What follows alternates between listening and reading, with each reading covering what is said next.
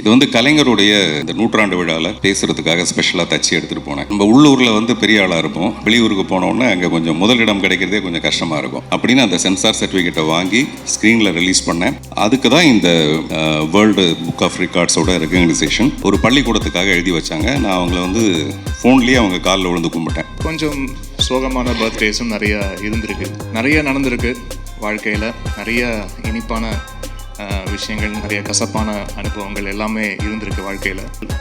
And முக்கியமாக Parthiban சாரோடைய association முதல்ல இந்த மாதிரி பண்ணலாம் அப்படின்னு முதல்ல பேசிக் டிஸ்கஷனில் இருந்தபோது நிறைய பேர் ரொம்ப சொன்னாங்க, சார் வந்து ஒர்க் பண்ணுறது ரொம்ப டஃப்பாக இருக்கும், கொஞ்சம் பார்த்துங்க அப்படின்லாம் வந்து சொன்னாங்க. ஸோ எத்தனையோ நபர்களை சந்திச்சிருக்கேன், எத்தனையோ இயக்குநர்கள் வந்து சந்திச்சிருக்கேன். பட் இதில் பார்த்திபன் சார் வந்து கொஞ்சம் வந்து குதர்க்கம் தான், கொஞ்சம் ஒரு மாதிரி ஒரு இப்போ நான் ராஜா சார் கூட ஒர்க் பண்ணிவிட்டு ரமன் சார்க்கெலாம் ஒர்க் பண்ணிவிட்டு நான் நிறைய பேரோட இருந்து வாழ்ந்துட்டு வந்திருக்கேன் இல்லையா. அதனால் எனக்கு தெரியும் ஒவ்வொருத்தர் என்னென்ன பண்ணுவாங்க. இத்தனைக்கு நாங்கள் நிறைய நைட்டில் ஒர்க் பண்ணுறவர் கிடையாது அவர். அதனால் எங்களுக்கு ஃபஸ்ட் நைட்டாக இல்லாமல் எல்லாம் ஃபஸ்ட் டேவாகவே நடந்துருந்துருக்கு ஒரு நாளாக. அப்புறம் அவரே சொன்னார், நானே கொஞ்சம் விட்டுட்டா கூட அவர் விடாமல், அல்லது அவரே விட்டால் கூட நானும் கொஞ்சம் விடாமல், அந்த மாதிரி ரெண்டு பேரும் ரொம்ப ஒரு பியூட்டிஃபுல் தம்பதிகளாகவே நாங்கள் இந்த படத்தில் வாழ்ந்துருக்கோம். ரொம்ப ரொம்ப சந்தோஷமாக இருந்தது. அவர் எப்போவுமே புதுசாக தானே செய்வார். அதனால் இப்படி ஒரு கேள்வி கேட்கணும், இல்லை அது இப்படி ஒரு கேள்வி கேட்கணுங்கிறதுக்காகவே அவர் வந்து இங்கிலீஷில் தலைப்பு வச்சிருக்காரு. ஆச்சு இத்தனை வருடங்கள் திரைப்பயணம், இசைப்பயணம், things stepping in to 23rd year, 24th year, 23rd year நினைக்கிறேன் ஃபிலிம் இண்டஸ்ட்ரிக்குள்ளே. நிறைய பர்த்டேஸ் பார்த்தாச்சு. அதில் நிறைய பர்த்டேஸ் ரொம்ப சந்தோஷமான பர்த்டேஸ் நடந்திருக்கு, கொஞ்சம் சோகமான பர்த்டேஸும் நிறையா இருந்திருக்கு. ஆனால் இந்த பர்த்டே ரொம்ப ஸ்பெஷலாக ஆக்கின இந்த அகிரா டீமுக்கும் பார்த்திபன் சாருக்கும், இந்த டோட்டல் டீமுக்கு என்னுடைய நன்றியை தெரிவிச்சுக்கிறேன். ஏன்னா இந்த இப்படி ஒரு செட்டப் நான் எதிர்பார்க்கவே இல்லை சார். நீங்கள் சின்ன லீடு கூட கொடுக்கல, எல்லாமே சர்ப்ரைஸாக தான் இருக்குது. ரொம்ப ரொம்ப நன்றி. அண்ட் இத்தனை வருடங்களாக ஊடகம் என்னுடைய இசைத்துறையில் அடுத்தடுத்த கட்டத்துக்கு வந்து என்னை எடுத்துகிட்டு போகிறதுக்கு, என்னை நானே எந்தெந்த விஷயங்கள்லாம் திருத்தி கொள்ளணுமோ அதெல்லாம் வந்து ரொம்ப பக்குவமாக எனக்கு வந்து சொல்லி கொடுத்து என்னை மேம்படுத்தியிருக்கீங்க அப்படி தான் சொல்லணும். அதுக்கு ஊடகம் நண்பர்கள் அனைவருக்கும் என்னுடைய நன்றியை தெரிவிச்சுக்கிறேன். அண்ட் இந்த ஒரு ஈவெண்ட்டில் அமளி, டாக்டர் நேத்ரா, அப்பா கூட இருக்கிறதுல வந்து எனக்கு இன்னும் கூடுதல் சந்தோஷம். நிறைய நடந்திருக்கு வாழ்க்கையில், நிறைய இனிப்பான விஷயங்கள், நிறைய கசப்பான அனுபவங்கள் எல்லாமே இருந்திருக்கு வாழ்க்கையில். பட் அதை தாண்டி இந்த இசை அப்படின்ற ஒரு இறை சக்தி தான் வந்து என்னை கொண்டு போயிட்டே இருக்குது. ஒவ்வொரு நகர்வும் வந்து அதுதான் என்னை இழுத்து கொண்டு போயிட்டே இருக்குது. அப்படி ஒரு நல்ல நிகழ்வாக, ஒரு நல்ல ஒரு கொலாபரேஷனாக நான் இந்த திரைப்படம் பார்க்குறேன். டீன்ஸ் இதில் முதல்ல ஒரு பாட்டு 2 பாட்டு அப்படின்னு ஆரம்பித்த இந்த பயணம் வந்து நீங்கள் ஒரு 8 பாட்டு செய்ய வச்சுருக்கு. அவ்வளோ சின்னதாக வேலைகள். அண்ட் முக்கியமாக பார்த்திபன் சாரோடைய அசோசியேஷன் முதல்ல இந்த மாதிரி பண்ணலாம் அப்படின்னு முதல்ல பேசிக் டிஸ்கஷனில் இருந்தபோது நிறைய பேர் ரொம்ப சொன்னாங்க, சார் வந்து ஒர்க் பண்ணுறது ரொம்ப டஃப்பாக இருக்கும், கொஞ்சம் பார்த்துங்க அப்படின்லாம் வந்து சொன்னாங்க. ஆனால் எனக்கு ஃபஸ்ட்டு ஒரு சாங் 2 சாங் ஒர்க் பண்ணும் போதே தெரிஞ்சது, one of the sweetest person I ever worked with. And ஒவ்வொரு பாடலும் ஒர்க் பண்ணும் போதும் அவ்வளோ இன்ட்ரெஸ்டாகவும் அவ்வளோ ஆசையாகவும் இருந்தது. அண்ட் சம்டைம்ஸ் அவர் ஓகேன்னு சொன்னால் கூட நான் இன்னும் கொஞ்சம் அந்த எக்ஸ்ட்ரா எட்ஜ் போய் கொஞ்சம் அப்படி ஏதாவது ஒன்று பண்ணலாமா. ஏன்னா ரொம்ப ஒரு குவர்க்கான ஒரு மைண்டோட எதுவாக இருந்தாலும் அதில் ஏன் இந்த விஷயம் இப்படி இருக்கக்கூடாது, இதுக்கு வேற ஒரு ஆங்கிள் இருக்குது, இது வேற ஒரு பெர்ஸ்பெக்டிவ் இருக்குது, இது ஏன் இப்படி நம்ம அப்படி ஹேண்டில் பண்ணக்கூடாது அப்படின்ற ஒரு பார்வை வந்து எனக்கு ரொம்ப பிடிச்சிருந்தது. நானும் அந்த மாதிரி ஒரு குவர்க்கி மைண்டை வந்து எதிர்பார்க்குற ஒரு ஆள் அப்படின்றதுனால அது கரெக்டாக அந்த வேவ் லெங்த் வந்து செட் ஆச்சு. அண்ட் ரொம்ப ஒரு இனிமையான அனுபவமாக இருந்தது இந்த 7-8 பாடல்கள் ஒர்க் பண்ணும் போதும். ப்ளஸ் அவருடைய வரிகளுக்கும் இசையமைச்சிருக்கேன் இந்த திரைப்படத்தில். எல்லா பாட்டும் அவர் தான் எழுதியிருக்காரு. ஒரு பாடல் மட்டும் ராப் இசையில் வந்து அறிவு வந்து எழுதியிருக்காரு, கூட சேர்ந்து அவர் எழுதியிருக்காரு. மற்றபடி ப்ரிடாமினண்ட்டாக அவர் தான் எழுதியிருக்காரு இந்த பாடல்களில். ரொம்ப சந்தோஷம். நிறைய வெரைட்டி ஆஃப் சாங்ஸ் இதில் வந்து பண்ணியிருக்கோம். ஏன்னா நிறைய திரைப்படங்கள் இதுக்கு முன்னாடி ஒர்க் பண்ணியிருக்கேன். ஜான்ரர் ஸ்பெசிஃபிக்காக இருக்கும். இது வந்து ஒரு ஃபோக் மியூசிக்னால் முழுக்க ஃபோக் மியூசிக்காக இருக்கும், இல்லாட்டி வந்து முழுக்க ஒரு வெஸ்டர்ன் கிளாசிக்கல் தேவைப்படுறது தான் வெஸ்டர்ன் கிளாசிக்கலாக இருக்கும். ஸோ இந்த மாதிரி எல்லா திரைப்படங்களும் ஒரு பர்டிகுலர் ஜான்ரர் ஸ்பெசிஃபிக்காக இருக்கும். இதில் அப்படி இல்லாமல் கொஞ்சம் கலந்து கட்டி அடிக்கிற மாதிரியான சாங் சுச்சுவேஷன்ஸ் வந்து ஏற்படுத்தி கொடுத்துருக்காரு. இது ஏன் இப்படி இருக்கலாம், இது ஏன் இப்படி இருக்கக்கூடாது அப்படின்ற நிறைய கேள்விகள் வந்து, நிறைய விஷயங்கள் என்னை வந்து க்ரியேட்டிவ் மைண்டுக்குள்ளே நிறைய ப்ரொவோக் பண்ணுச்சு. அது நிறையா ஒர்க் பண்ணியிருக்கோன்னு நம்புகிறேன் நான். அண்ட் இந்த ஃபஸ்ட் லுக் லான்ச், இந்த ஒவ்வொரு விஷயமும் இந்த படத்துக்கு சம்மந்தமாக நடக்கிற ஒவ்வொரு சின்ன நிகழ்வுமாக இருக்கட்டும், சின்ன நகர்வாக இருக்கட்டும், அது ரொம்ப கான்சென்ட்ரேட் பண்ணி அவ்வளோ ஆசையோடு ஒர்க் பண்ணுறாரு. அப்படி இருக்கிற டெக்னீஷியன் வந்து நான் ரொம்ப விரல் விட்டு எண்ணக்கூடிய டெக்னீஷியன் தான் பார்த்துருக்கேன் கடந்த 23-25 வருஷத்தில். 23 வருஷம் வந்து சினிமா வாழ்க்கை. அதுக்கு முன்னாடி நான் சின்ன திரையில் ஆரம்பித்தது பார்த்தா இன்னும் டோட்டலாக ஒரு 27-28 வருஷம் வருது. நான் இதுக்குள்ளே தான் இருந்திருக்கேன். இசையை தவிர்த்து வேறு எதுவும் தெரியாது நம்மளுக்கு. ஸோ எத்தனையோ நபர்களை சந்திச்சிருக்கேன், எத்தனையோ இயக்குநர்களுக்கு வந்து சந்திச்சிருக்கேன். பட் இதில் பார்த்திபன் சார் வந்து கொஞ்சம் வந்து குதர்க்கம் தான், கொஞ்சம் ஒரு மாதிரி ஒரு யூனிக் பீஸ் தான் அவர். ஸோ அப்படி வந்து இவ்வளோ ஆசையோட இவ்வளோ ஒரு நேசத்தோட ஒருத்தரை வந்து சினிமா மேலே இவ்வளோ ஆசையோடு இருக்க முடியுமா அப்படின்ற விஷயம் வந்து ரொம்ப ஆச்சரியப்பட வைக்குது. ஏதாவது ஒரு பாயிண்டில் எங்கேயாவது கொஞ்சம் டயர்ட் ஆகும் எல்லாருக்கும். பட் அப்படி டயர்ட் ஆகாமல் ஓடிட்டு இருக்கிற ஒரு முக்கியமான நபராக அவரை வந்து பார்க்குறேன். ஒரு காதலன் காதலிக்கு இந்த மாதிரி பயங்கரமாக டெக்கரேட்லாம் பண்ணி ப்ரெசென்ட் பண்ணுறதை கூட ஏதாவது நான் கொஞ்சம் அண்டர்ஸ்டாண்ட் பண்ணிக்க முடியும்.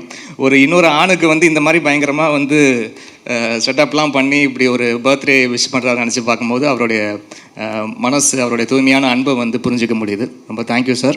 டீன்ஸ் இதனுடைய அந்த லேட்டஸ்ட்டு ஒரு படம். நான் முதல்ல மற்ற ஃபங்க்ஷனுக்கெலாம் போகும்போது நிறைய ப்ரிப்பேர் பண்ணிட்டு போவேன், என்ன பேசுகிறதுன்னு சொல்லிட்டு. என்னுடைய ஃபங்க்ஷனில் அந்த ஃபங்க்ஷனை நான் எப்படி பண்ணுறதுங்கிறதே எனக்கு ஒரு பெரிய ப்ரிப்பரேஷனாக இருக்கும். ஒரு 3 நாள் தொடர்ந்து இதையே பண்ணிகிட்ருப்போம். தமிழ் சட்டையை பார்த்துருப்பீங்க நீங்கள், தெரியும். இது வந்து கலைஞருடைய இந்த 100ஆண்டு விழாவில் பேசுகிறதுக்காக ஸ்பெஷலாக தச்சு எடுத்துகிட்டு போனேன். சில மேடையில் நமக்கு வாய்ப்பு கிடைக்காது. நம்ம உள்ளூரில் வந்து பெரிய ஆளாக இருப்போம், வெளியூருக்கு போனோன்னே அங்கே கொஞ்சம் முதலிடம் கிடைக்கிறதே கொஞ்சம் கஷ்டமாக இருக்கும். அந்த மேடை அந்த மாதிரி தான், ரொம்ப ஷார்ட்டாக முடிக்க வேண்டியிருந்ததுனால அந்த வாய்ப்பு எனக்கு கிடைக்கல. அதனால் அந்த சட்டையை வந்து நான் இதுக்கு போட்டு போனேன். நான் மட்டுமே இல்லை, பெரிய பெரிய ஸ்டார்ஸ் உட்பட பார்த்தீங்கன்னா வேற ஒரு இடத்துக்கு போய் முதல் வரிசையில் நமக்கு இடம் கிடைக்குமாங்கிறதே ஒரு பெரிய பிரச்சனையாக இருக்கும். நான் சொல்கிறது புரியும்னு நினைக்கிறேன். அதனால் நான் எனக்குன்னு ஒரு தனி இடத்தை நானே ஏற்பாடு பண்ணிக்கணும்னு ஆசைப்படுவேன். புதிய பாதையிலிருந்து இது வரைக்குமே பெரிய ஸ்டார்ஸை வச்சு படம் எடுக்கணும்னோ அந்த மாதிரிலாம் இல்லாமல் ரொம்ப இந்த சினிமா மேலே இருக்கிற ஒரு காதலில் கிட்டத்தட்ட 33-34 வருஷமாக இப்போ எல்லாரும் சொன்ன மாதிரி ரொம்ப வித்தியாசமாக யூனிக்காக இது எல்லாமே வந்து வேறு வார்த்தைகள் அவ்வளோதானே தவிர இந்த சினிமாவுக்குள்ளே நம்ம நிரந்தரமாக இருக்கிறதுக்கு என்ன பண்ணுறது. அப்போது வித்தியாசமான ஏதோ ஒரு முயற்சிகளை மற்றவங்க பண்ணதை விட வேறு ஒன்று பண்ணோம்னா டெஃபினட்டாக அதுக்குன்னு ஒரு அங்கீகாரம் இருக்கும் அப்படிங்கிற ஒரு எண்ணத்தில் ஒத்த செருப்பு மாதிரியோ இரவு நிழல் மாதிரியோ படம் பண்ணிவிட்டு இப்போ நான் டீன்ஸில் வந்து இறங்கியிருக்கேன். இந்த படம் வந்து இந்த ஃபஸ்ட் லுக்கை பார்த்த உடனே நிறைய பேருக்கு நான் தேட்டராக போனேன். இதுதான் ஃபஸ்ட்டு டைம் இந்த ஃபஸ்ட் லுக்கை வந்து ஸ்க்ரீனில் ரிலீஸ் பண்ணால் எப்படி இருக்கும் அப்படின்னா அதுக்கு வந்து சென்சார் சர்டிஃபிகேட் வேணும்னாங்க. ஒரு நாள் ராத்திரி உடனடியாக சென்சார் போர்டு ஆஃபீஸர்கிட்ட கேட்டேன். அவர் சொன்னார் இந்த மாதிரி இது வரைக்கும் சென்சார் சர்டிஃபிகேட் யாருமே வாங்கி ரிலீஸ் பண்ணதில்லை அப்படின்னு. நான் பயங்கர குஷி ஆகிட்டேன். இது வரைக்கும் யாருமே பண்ணதில்லைன்னா அதை நம்ம பண்ணணும் அப்படின்னு அந்த சென்சார் சர்டிஃபிகேட்டை வாங்கி ஸ்க்ரீனில் ரிலீஸ் பண்ணேன். அதுக்கு தான் இந்த வேர்ல்டு புக் ஆஃப் ரெக்கார்ட்ஸோட ரெகக்னைசேஷன். அதுக்கு ரொம்ப நன்றி மிஸ்டர் கிறிஸ்டோஃபர் டெய்லருக்கு. எனக்கு இது முன்னாடி தெரிஞ்ச ஒரே டெய்லர் எலிசபெத் டெய்லர் தான். இப்போ தான் எனக்கு கிறிஸ்டோஃபர் டெய்லர் தெரியுது. அவர் டெய்லர் கொஞ்சம் லேட் பண்ணிட்டார் போல இருக்காரு, லேட்டாக வந்திருக்காரு. நீங்கள் யாராவது ஒருத்தர் அப்புறமேல ட்ரான்ஸ்லேட் பண்ணீங்க. பணம் மட்டும்தான், உலகத்தில் பணத்தை விட பெரிய விஷயம் நிறைய இருக்கும். ஆனால் அது எல்லாத்தையும் பணத்தால் தான் வாங்க முடியும். அப்படி தான் பணத்துக்கு பின்னாடி ஒரு பெரிய கூட்டம். இப்போ சமீபத்தில் ஆயி பூரணம்னு ஒரு அம்மா தன்னுடைய 7.5 கோடி ரூபாய் நிலத்தை கல்விக்காக ஒரு பள்ளிக்கூடத்துக்காக எழுதி வச்சாங்க. நான் அவங்கள வந்து ஃபோன்லேயே அவங்க காலில் விழுந்து கும்பிட்டேன். இப்படிப்பட்ட மனிதர்கள்லாம் பார்க்குறது கஷ்டம்ன்ட்டு.